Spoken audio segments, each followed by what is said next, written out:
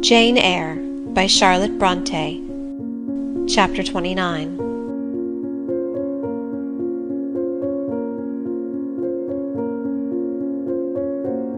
The recollection of about 3 days and nights succeeding this is very dim in my mind.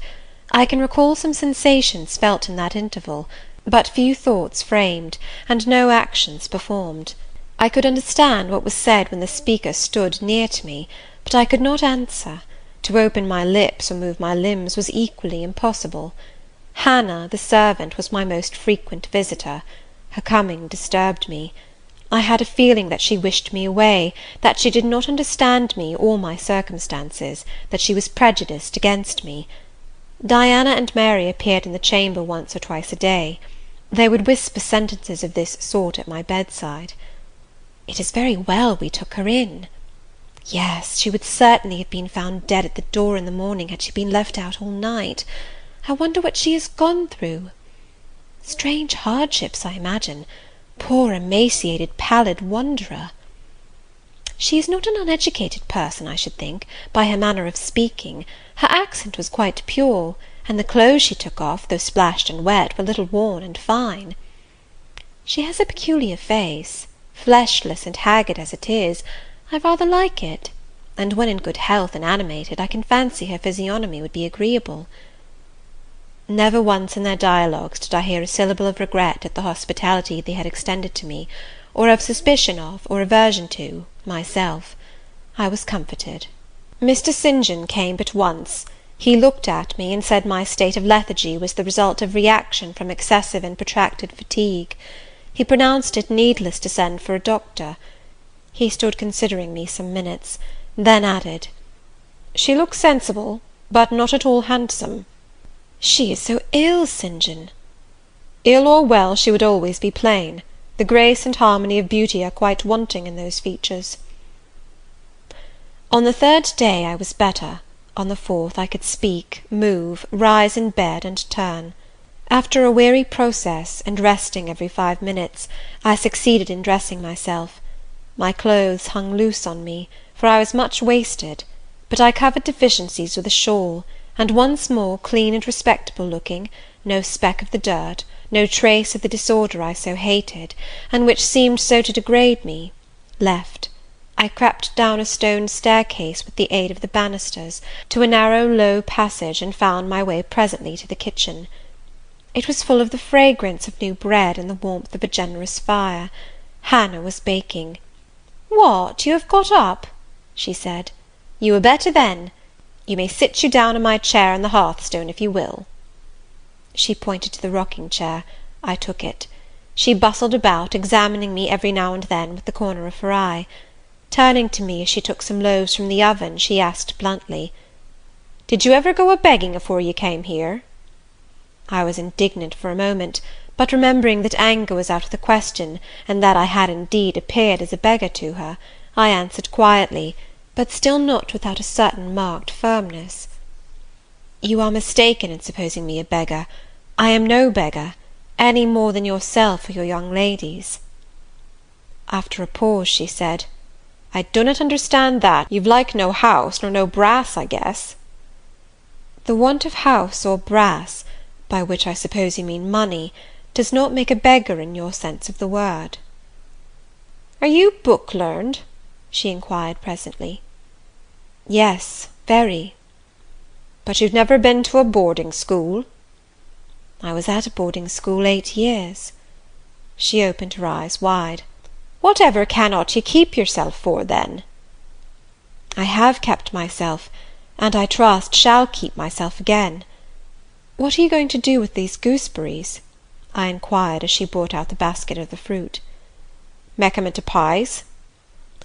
"Give them to me, and I'll pick them." "Nay, I dunnot want you to do nought." "But I must do something. Let me have them." She consented, and she even brought me a clean towel to spread over my dress, "lest," as she said, "I should mucky it." "You've not been used to servants' work, I see by your hands," she remarked. "Happen you've been a dressmaker?" "No, you are wrong. And now never mind what I have been. Don't trouble your head further about me. But tell me the name of the house where we are." "Some calls it Marsh End, and some calls it Moor House." "And the gentleman who lives here is called Mr. St. John?" "Nay, he doesn't live here, he's only staying a while. When he is at home, he's in his own parish at Morton." "That village a few miles off?" "Ay." "And what is he?" "He is a parson." I remembered the answer of the old housekeeper at the parsonage when I had asked to see the clergyman. This, then, was his father's residence? Ay, old Mr. Rivers lived here, and his father and his grandfather and great-grandfather afore him. The name, then, of that gentleman is Mr. St. John Rivers? Ay, St. John is like his Kirsten name. And his sisters are called Diana and Mary Rivers? Yes. Their father is dead? Dead 3 weeks sin of a stroke. They have no mother? The mistress has been dead this many a year. Have you lived with the family long? I've lived here 30 year. I nursed them all 3. That proves you must have been an honest and faithful servant. I will say so much for you, though you have had the incivility to call me a beggar." She again regarded me with a surprised stare. "I believe," she said, "I was quite mista'en in my thoughts o' you, but there is so many cheats goes about, you mun forgive me." "And though," I continued rather severely, "you wished to turn me from the door on a night when you should not have shut out a dog." "Well, it was hard, but what can a body do? I thought more o' the children nor o' myself. Poor things, they've like nobody to take care of 'em but me. I'm like to look sharpish."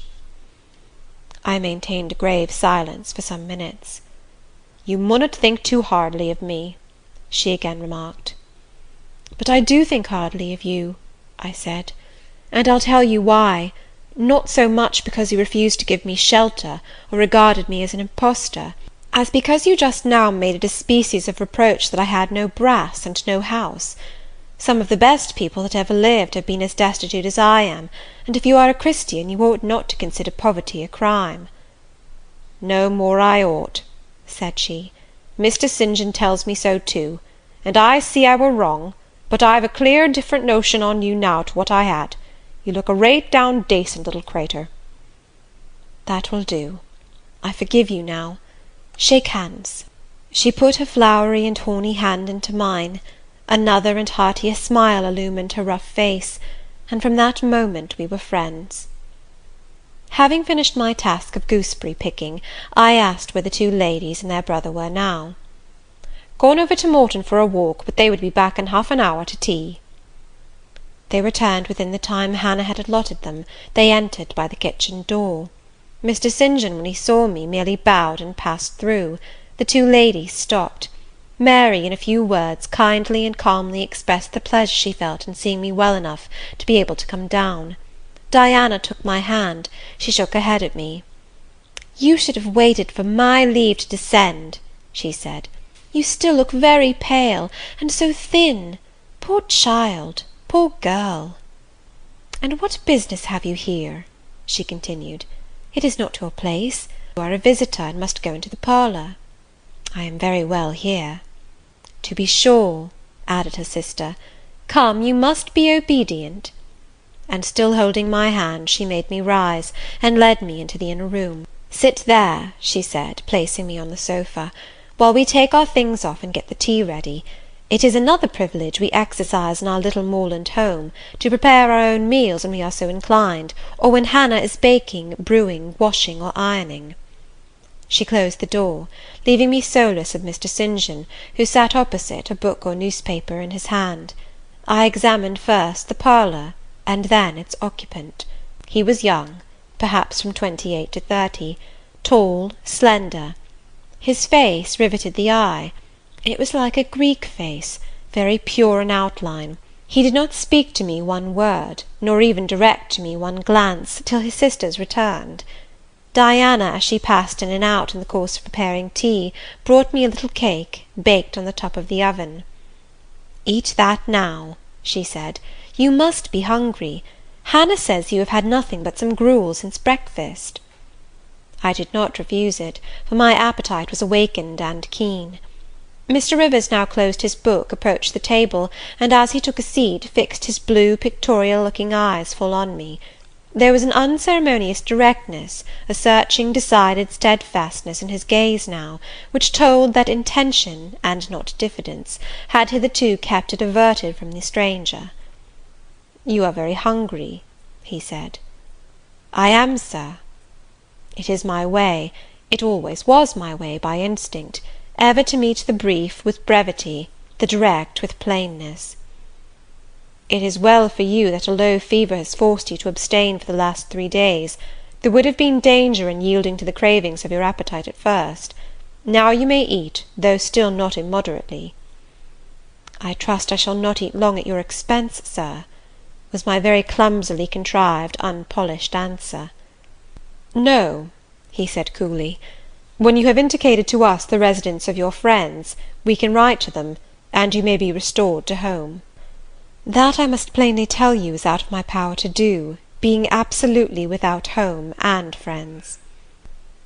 "Do you mean to say," he asked, "that you are completely isolated from every connection?"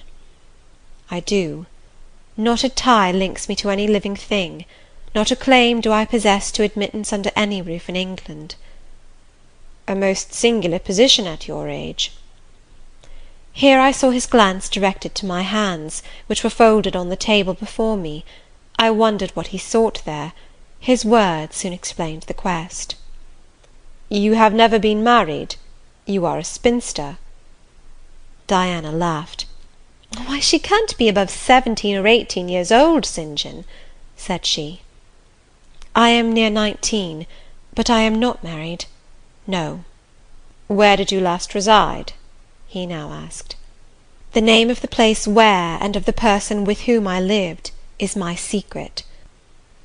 "Yet, if I know nothing about you or your history, I cannot help you," he said. "And you need help, do you not?" "I need it, and I seek it so far, sir, that some true philanthropist will put me in the way of getting work which I can do, and the remuneration for which will keep me, if but in the barest necessities of life." "I know not whether I am a true philanthropist, yet I am willing to aid you to the utmost of my power in a purpose so honest. First, then, tell me what you have been accustomed to do, and what you can do." "I am an orphan, the daughter of a clergyman. My parents died before I could know them. I was brought up a dependent, educated in a charitable institution. I will even tell you the name of the establishment, where I passed 6 years as a pupil, and 2 as a teacher. Lowood Orphan Asylum, shire. You will have heard of it, Mr. Rivers. The Reverend Robert Brocklehurst is the treasurer." "I have heard of Mr. Brocklehurst, and I have seen the school." "I left Lowood nearly a year since to become a private governess. I obtained a good situation, and was happy. This place I was obliged to leave 4 days before I came here. The reason of my departure I cannot and ought not to explain. It would be useless, dangerous, and would sound incredible." "Don't make her talk any more now, St. John," said Diana, as I paused. "She is evidently not yet fit for excitement. Come to the sofa and sit down now, Miss Elliot." I gave an involuntary half start at hearing the alias. I had forgotten my new name. Mr. Rivers, whom nothing seemed to escape, noticed it at once. "You said your name was Jane Elliot," he observed. "I did say so, and it is the name by which I think it expedient to be called at present, but it is not my real name, and when I hear it, it sounds strange to me." "Your real name you will not give?" "No. I fear discovery above all things, and whatever disclosure would lead to it, I avoid." "You desire to be independent of us?" "I do. I have already said so." "Indeed, you shall stay here," said Diana, putting her white hand on my head. "You shall," repeated Mary, in the tone of undemonstrative sincerity which seemed natural to her. "My sisters, you see, have a pleasure in keeping you. My aid must be of the humblest sort; and if you are inclined to despise the day of small things, seek some more efficient succour than such as I can offer." "I will be a dressmaker, I will be a plain workwoman, I will be a servant, a nurse girl, if I can be no better," I answered. "Right," said Mr. St. John quite coolly. "If such is your spirit, I promise to aid you in my own time and way." He now resumed the book with which he had been occupied before tea. I soon withdrew, for I had talked as much and sat up as long as my present strength would permit.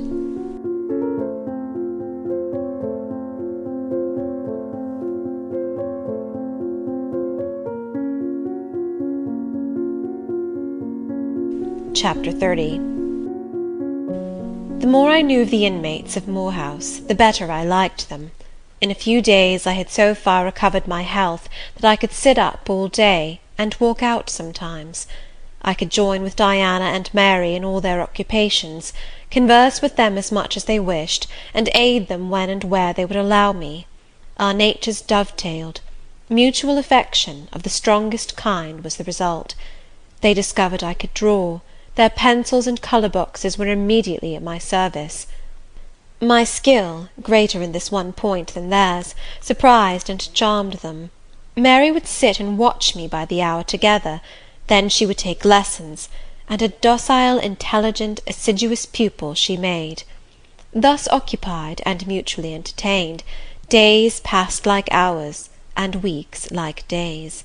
As to Mr. St. John, the intimacy which had arisen so naturally and rapidly between me and his sisters did not extend to him. One reason of the distance yet observed between us was, that he was comparatively seldom at home.